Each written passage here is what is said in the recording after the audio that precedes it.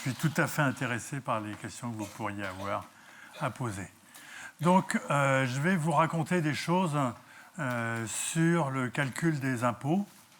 Vous savez probablement qu'en France, tout le monde paye un impôt sur le revenu quand vous avez un revenu, un salaire ou des honoraires, des choses comme ça. À la fin de l'année, l'administration vous demande combien vous avez reçu d'argent et vous devez rendre une partie de cet argent sous forme d'impôt. Et cet impôt, il est fait par tranche. Et à l'heure actuelle, on y reviendra, mais ça varie suivant les années. À l'heure actuelle, il y a 5 tranches.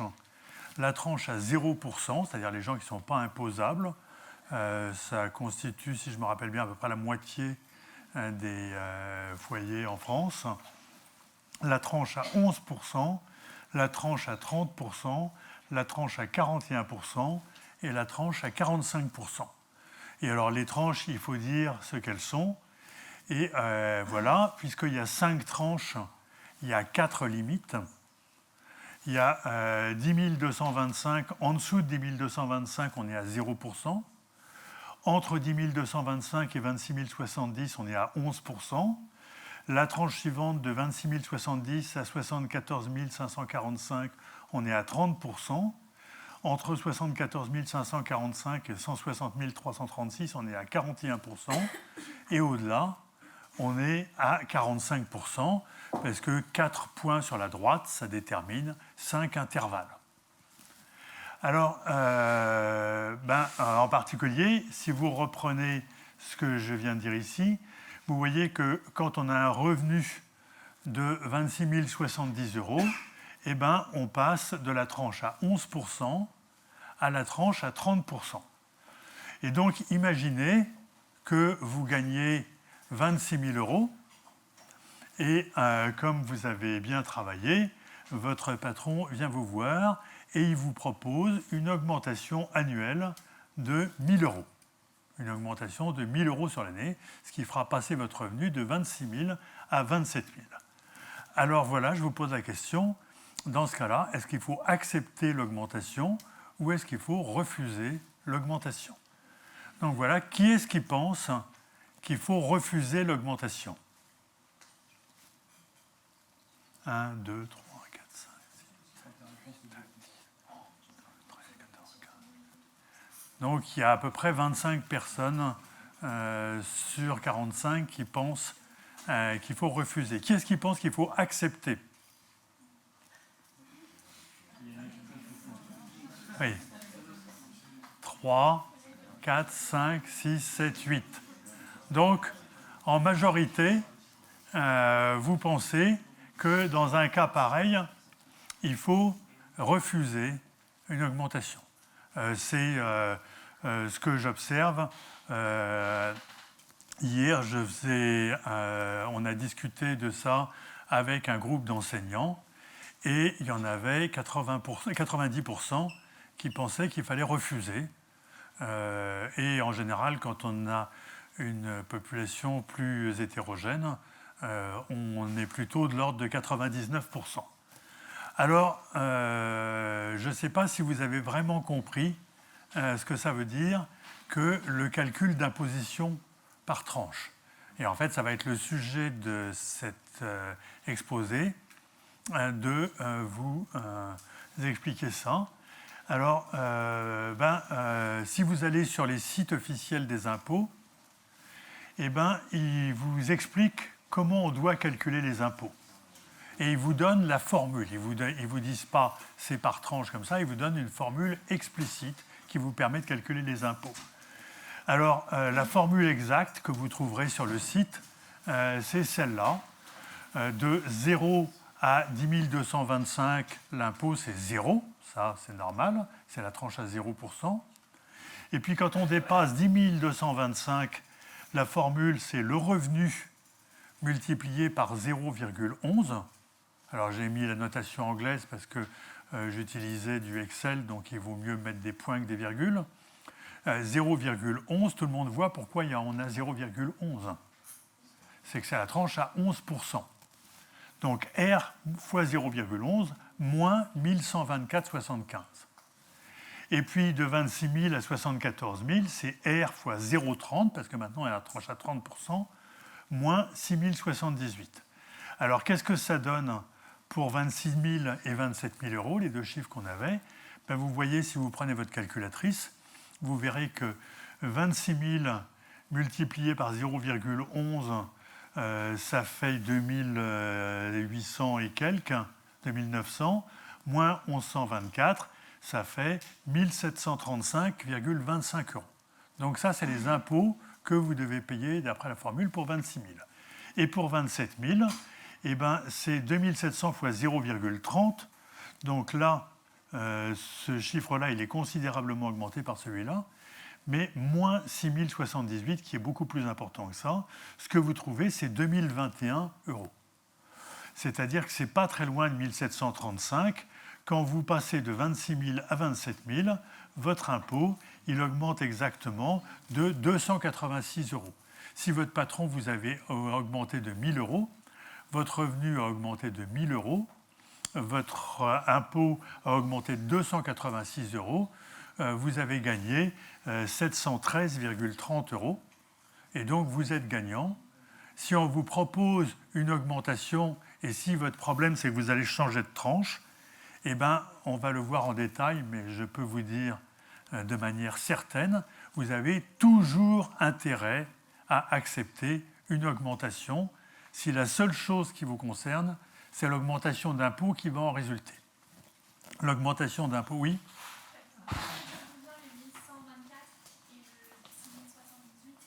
Eh bien, c'est excellente question. D'où viennent le 1124 et le 6078? C'est justement le but de ce que je vais raconter après, d'expliquer d'où viennent ces chiffres bizarres et pourquoi ça n'est pas simplement R fois 0,11. C'est le principe de l'impôt par tranche, c'est pas ça. Donc, vous voyez, pourquoi est-ce qu'on a cette formule? Vous m'avez devancé d'un transparent. La première tranche, elle n'est pas imposée. Mais ça ne veut pas dire qu'elle n'est pas imposée pour les gens qui gagnent moins de 10 000 euros. Elle n'est pas imposée pour personne. Même si vous êtes millionnaire, la première journée de travail où vous allez gagner 10 000 euros, eh bien celle-là, elle ne sera pas imposée. Quel que soit le revenu que vous ayez, les premiers 10 000 euros, on ne les impose pas. Et puis ensuite, la partie de votre revenu qui va de 10 225 à, je ne me rappelle plus, 26 070, celle-là, elle est imposée à 11%. Et même si vous êtes millionnaire, elle est aussi imposée à 11%. Et puis la suivante, elle est imposée à 30%, etc. Et ça, on va le revoir tout à l'heure, mais c'est ça qui explique les 6 070, parce que à votre revenu, par exemple, si vous gagnez 26 000 euros, eh ben, il faut retirer les premiers 10 225 et on ne va taxer que la partie R, revenu, moins 10 225. Et si vous faites le calcul, 11% de 10 225, eh ben, c'est exactement le chiffre qu'on soustrayait. Alors, ça veut dire par contre que quand vous êtes dans la tranche à 11%, ou la tranche à 30%, 40%, etc., si vous augmentez votre revenu de 1 euro, ben quand vous êtes dans la tranche à 11%, pour chaque euro supplémentaire que vous gagnez, vous payez 11 centimes d'impôt à la fin. Et ça, c'est ce qu'on appelle le taux marginal, c'est-à-dire l'augmentation d'impôt pour 1 euro supplémentaire. Pour ceux qui sont en terminale, ce qu'on est en train de calculer en réalité, le taux marginal, c'est quoi? C'est la dérivée de la fonction qui donne l'impôt en fonction du revenu. On va revenir là-dessus tout à l'heure. Et vous voyez qu'en 2022, le taux marginal supérieur, le maximum du taux marginal, c'est quelque chose de politiquement important, il vaut 0,45. Alors, et ça veut dire que votre taux marginal, quel que soit votre revenu, il n'est jamais plus haut que 0,45. on va voir tout à l'heure, ce taux marginal supérieur, il varie considérablement suivant les années ou les pays. Il a varié considérablement en France et il varie beaucoup d'un pays à un autre. Alors, à l'intérieur de chaque tranche, vous avez vu que la formule qu'on avait tout à l'heure, c'est quelque chose que vous connaissez bien, c'est ce qu'on appelle une formule affine. X donne AX plus B. Le A, c'est le taux de la tranche, et le B, c'est le nombre bizarre qu'on veut calculer. Et la pente donnée par la formule, elle est donnée par le taux, et comme le taux, il est toujours plus petit que 100%, la pente, elle est toujours inférieure à 1. Parce que je vous rappelle, quand on est mathématicien, les gens vous parlent de 30%, et quand quelqu'un vous parle de 30%, dans votre tête, vous devez immédiatement reformuler ça en disant 30%, c'est 30 divisé par 100, c'est 0,3. Et si vous considérez que 30%, c'est 0,3, eh bien, vous évitez beaucoup d'erreurs de calcul. Alors, en particulier, 100%, ça correspond à 1. Alors, en fait, tout le monde voit les impôts et le revenu comme des nombres. Il ne faut pas voir l'impôt comme un nombre. Ça vous plonge dans beaucoup de paradoxes. Il faut voir ça comme une fonction. Il y a une variable qui est le revenu R, et pour chaque valeur de R, il y a une valeur de l'impôt qui dépend de R, et c'est une fonction I de R. Alors ça, c'est quelque chose dont vous devez prendre l'habitude. En cours de maths, pour simplifier les choses, pour ne pas toujours repartir à zéro, la variable c'est X, et la fonction c'est F ou G, parce que c'est plus simple comme ça. Dans la vraie vie, la fonction, en général, elle ne s'appelle pas X. La variable ne s'appelle pas X et la fonction, elle ne s'appelle pas F. Et ici, par exemple, la variable, elle s'appelle R et la fonction, elle s'appelle I. Et qu'est-ce qu'elle a comme propriété, cette fonction? Eh bien, c'est une fonction croissante.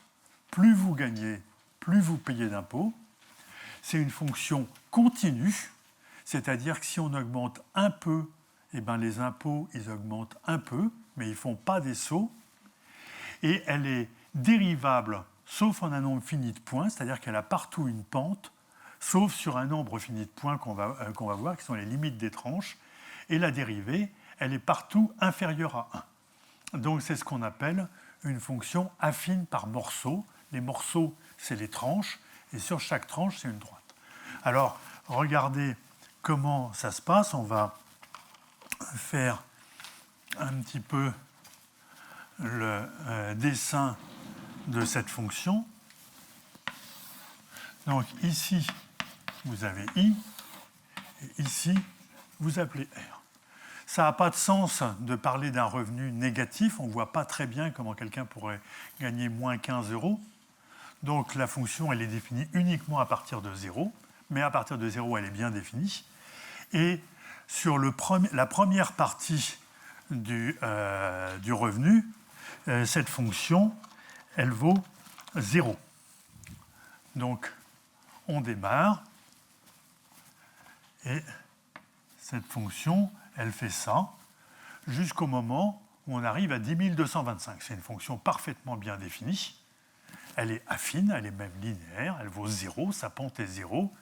Il n'y a pas de possibilité de faire un truc plus facile. Et puis, à partir de 10 225, on commence à vraiment payer des impôts. On paye 11% de ce qu'on a gagné en plus de ça. Donc ça, ce qu'on va avoir, c'est une fonction, une droite, dont la pente est 0,11 et qui vous donne à chaque étape, vous voyez que ici, quand je suis là, par exemple, ça, c'est ce que j'ai gagné en plus de 10 225, et ça, c'est 11% de ça.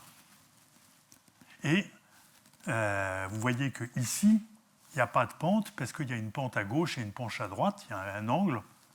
Donc ici, il n'y a pas de taux. Ça dépend si on regarde ce qui se passe au-dessus ou en dessous.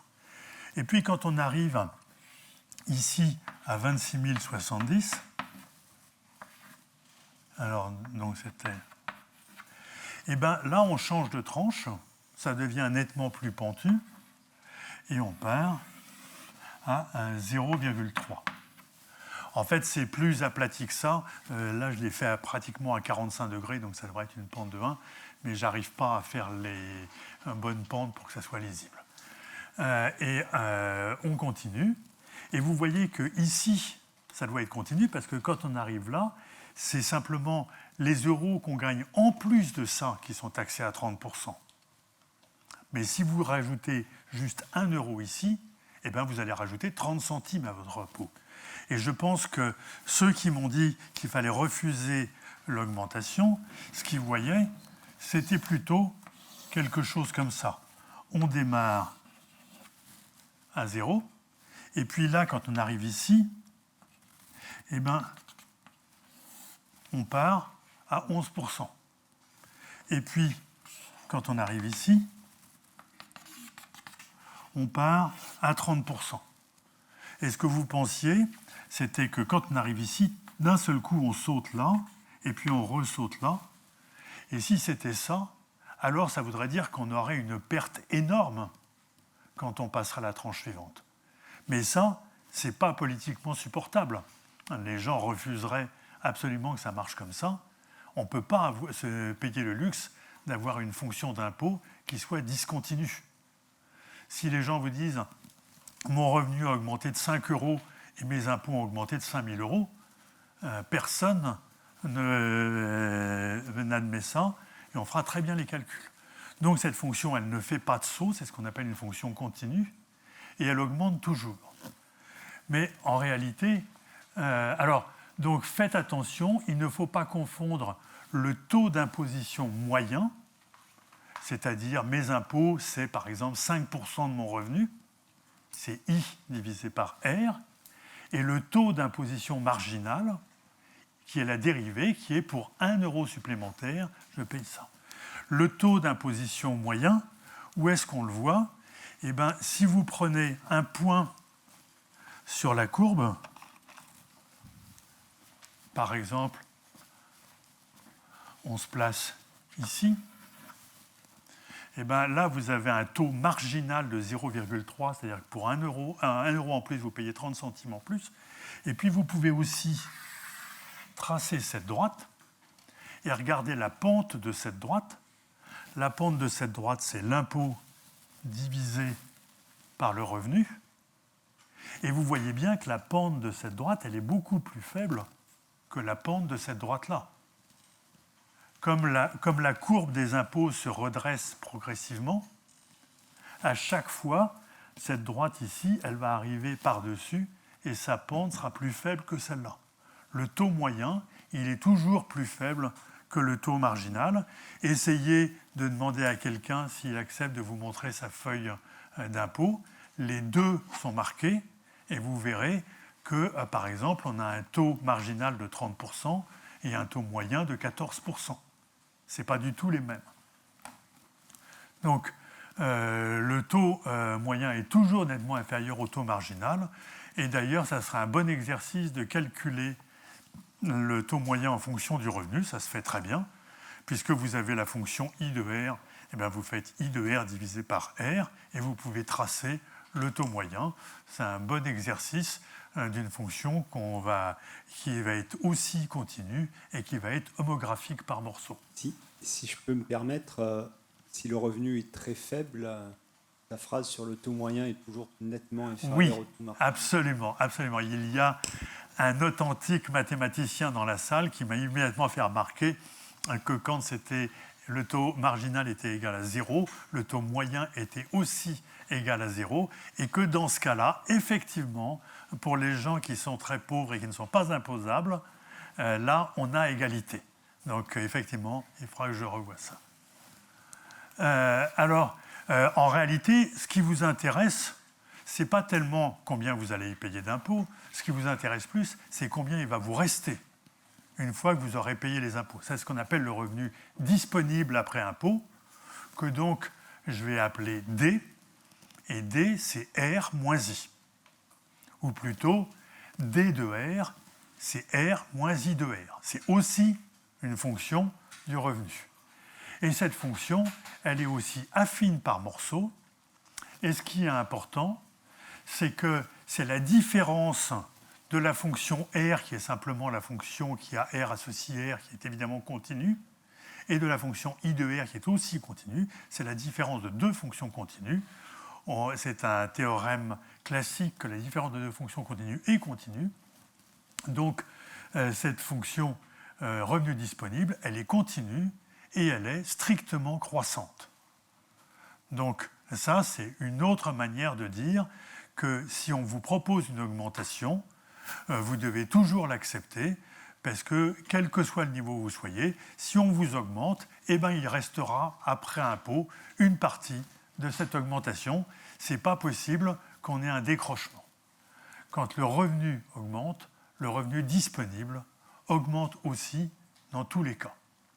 Donc ça, je voudrais vraiment que vous sortiez de là convaincus que ce qu'on vous raconte d'habitude, c'est que quand on saute de tranche, c'est une catastrophe et qu'il faut refuser de sauter de tranche.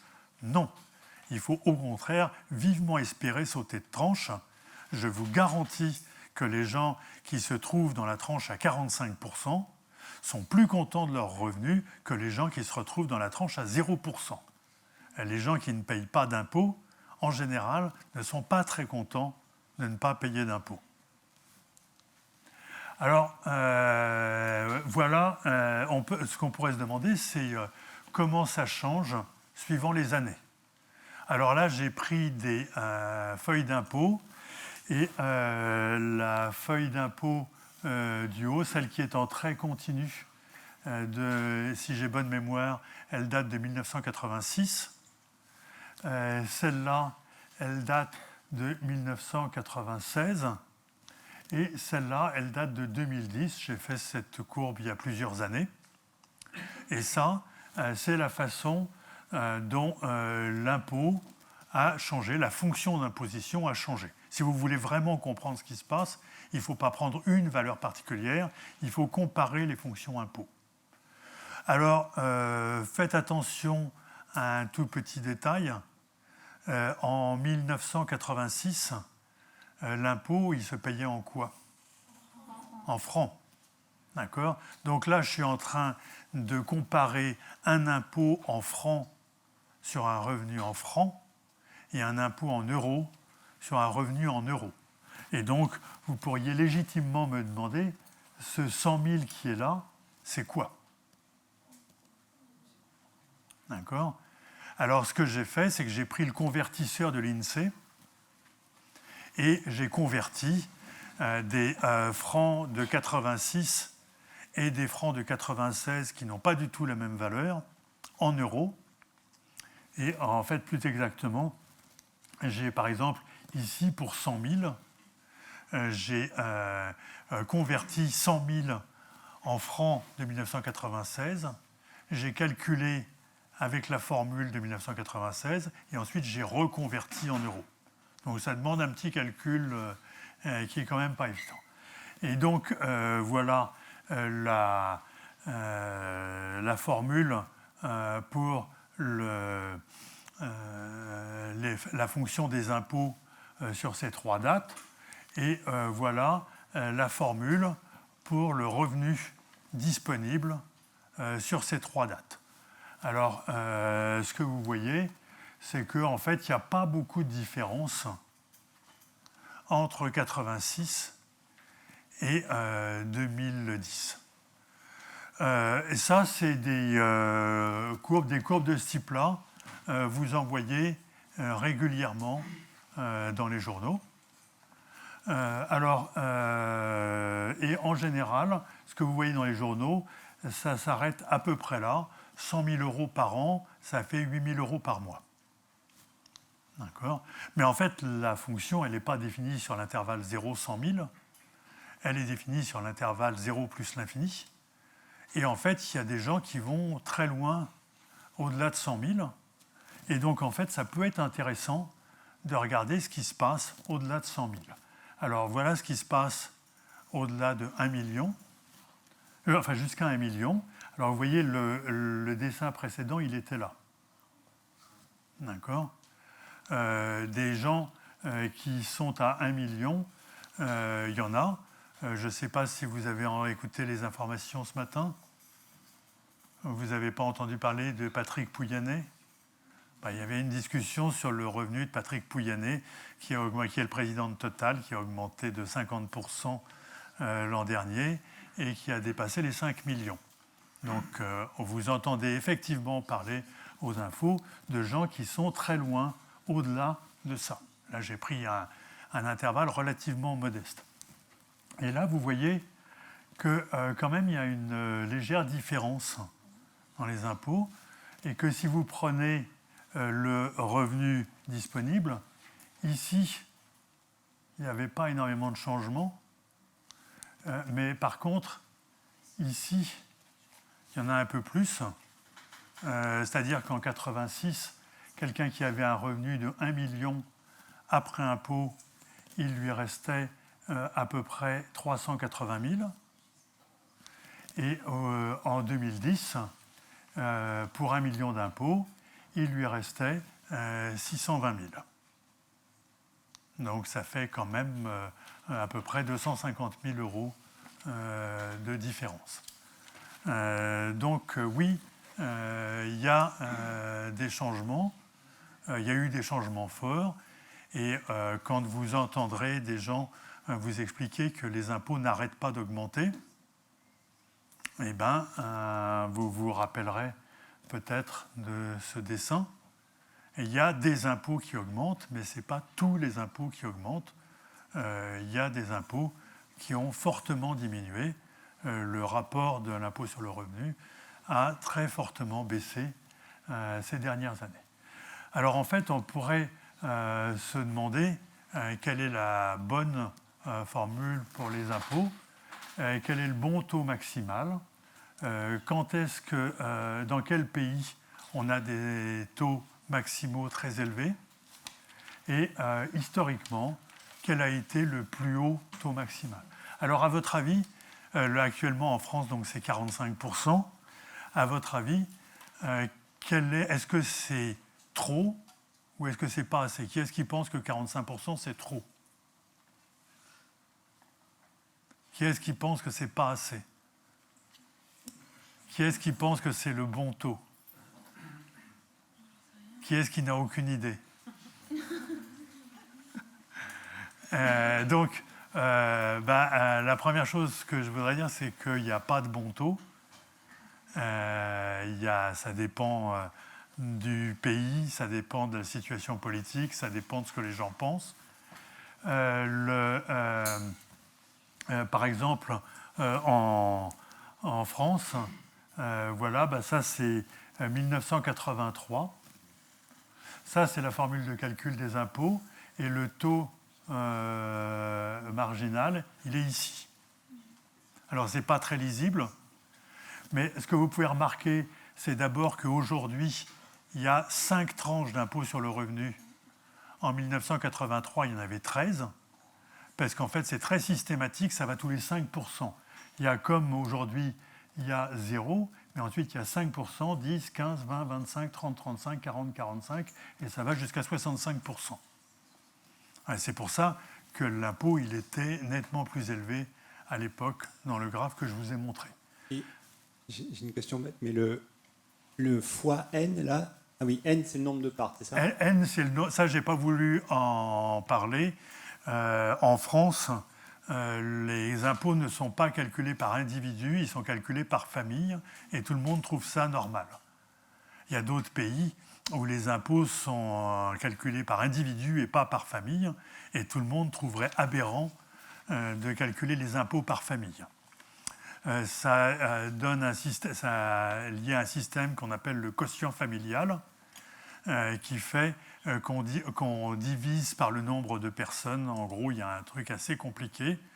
Un des résultats, c'est que par exemple, si vous avez une famille où il y a 2 personnes qui ont un revenu, et qu'il y en a une qui a un revenu beaucoup plus élevé que l'autre, par exemple 6 ou 7 fois plus élevé que l'autre, eh ben, ça veut dire que le deuxième revenu, on peut le considérer comme un revenu additionnel qui est taxé à 46%.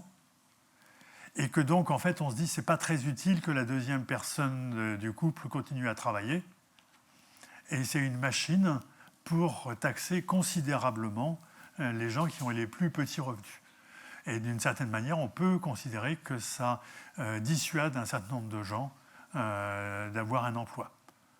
On peut aussi faire des calculs et montrer que, par exemple, un enfant d'une famille à revenu élevé est beaucoup plus subventionné par l'État qu'un enfant dans la tranche à 0%, où les impôts ne sont pas subventionnés.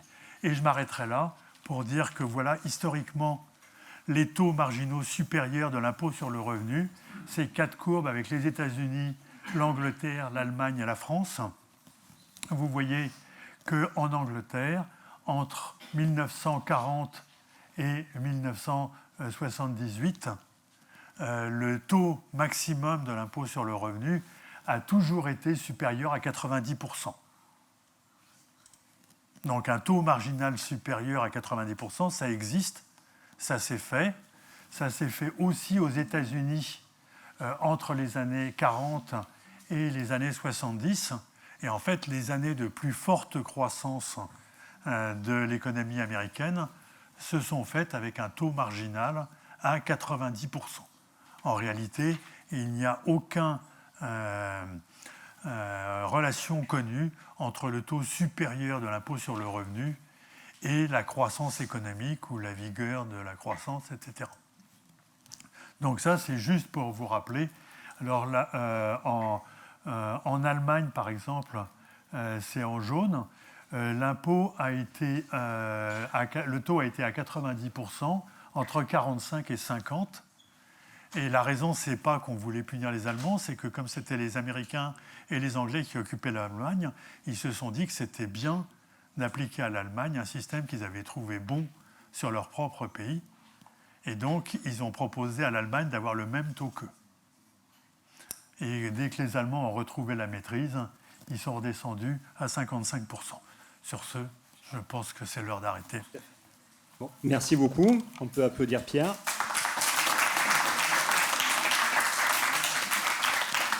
Alors, comme on est un peu en retard, s'il y a une question, je veux bien dans la pause.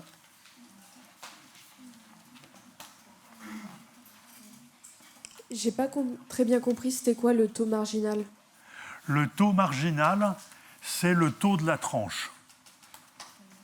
C'est-à-dire que quand vous êtes dans la tranche à 11%, qu'est-ce que ça veut dire? Ça veut dire que si on vous donne 1 euro en plus, vous payez 11 centimes d'impôt en plus.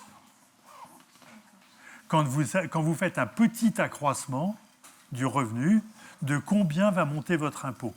Vous voyez que si vous n'êtes pas imposable, on vous donne 1 euro en plus, c'est entièrement pour vous. Si vous êtes à 45%, on vous donne un euro, vous en gardez que 55 centimes, il y en a 45 centimes qui repartent en impôt. Le taux marginal, c'est ça, et c'est localement la pente de la courbe qui décrit les impôts. Vous voyez que cette courbe, en chaque point, elle a une pente, sauf ces points-là, où justement le taux change. Et ça veut dire que ici, si vous avancez de 1, ben ici, vous multipliez, montez de 0,3. C'est ça le taux marginal. Quand on parle de marginal, ça veut dire si on en fait 1 en plus, ça va vous coûter combien? Par exemple, il y a aussi les coûts marginaux. Un coût marginal, c'est si j'en achète 1 de plus, ça va me coûter combien? Bon, je crois qu'on peut encore remercier Pierre. Et si vous...